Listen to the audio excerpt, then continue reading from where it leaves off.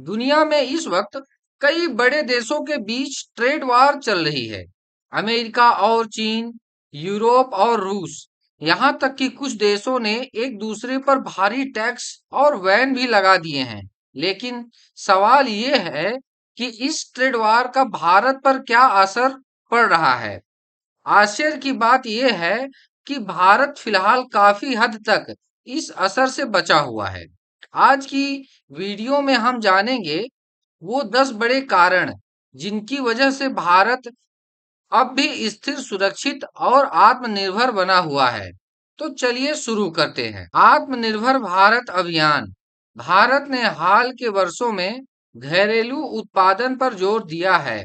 Manufacturing, technology, रक्षा और pharma जैसे क्षेत्रों में आत्मनिर्भरता बढ़ने से बाहरी झटकों का असर कम हो गया है। विविधता भरा ट्रेड पार्टनर नेटवर्क। भारत सिर्फ एक या दो देशों पर निर्भर नहीं है।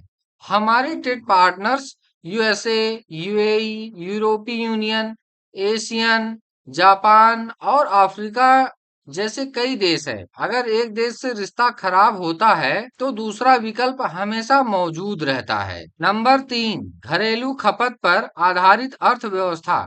भारत की इकोनॉमी का बड़ा हिस्सा घरेलू मांग से चलता है।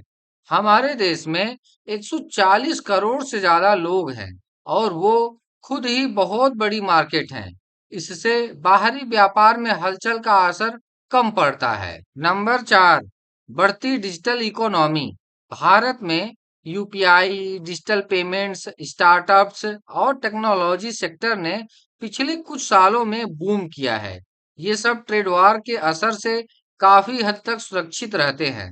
नंबर 5, फार्मा और आईटी सेक्टर की ताकत। भारतीय दवाइयां और आईटी सेवाएं दुनिया भर में जरूरी हैं। अमेरिका और यूरोप तक को हमारी सर्विसेज चाहिए, इसलिए ट्रेड वार के बावजूद ये सेक्टर डिमांड में रहते हैं। नंबर 6, भारत की neutral diplomacy. Bharat trade war में किसी का पक्ष नहीं लेता। रूस यूक्रेन युद्ध हो या फिर अमेरिका चीन विवाद, भारत दोनों से अच्छे रिश्ते बनाए रखता है। इससे हम पर दबाव कम पड़ता है। नंबर 7, गोल्ड और फॉरेक्स रिजर्व। भारत के पास मजबूत विदेशी मुद्रा भंडार है। इससे इमरजेंसी में जरूरी चीजें खरीदी जा सकती हैं और रुपया की वैल्यू को भी स्थिर रखा जा सकता है। नंबर 8, रिलायंस जैसे घरेलू इंडस्ट्रियल दिग्गज। रिलायंस, टाटा, अदानी जैसे बड़े इंडस्ट्री हाउस अब विदेशों पर निर्भर नहीं है। वो देश के भीतर इन्वेस्टमेंट कर रहे हैं और लोकल सप्लाई चेन मजबूत बना रहे हैं। नंबर 9, वैश्विक कंपनियों का शिफ्ट भारत की ओर। ट्रेड वार की वजह से कई कंपनियां अब चीन से हटकर भारत में मैन्युफैक्चरिंग यूनिट खोल रही हैं। एप्पल, फैक्सकॉन, सैमसंग जैसे नाम अब भारत में बड़ा निवेश कर रहे हैं। Number 10, stable government policies.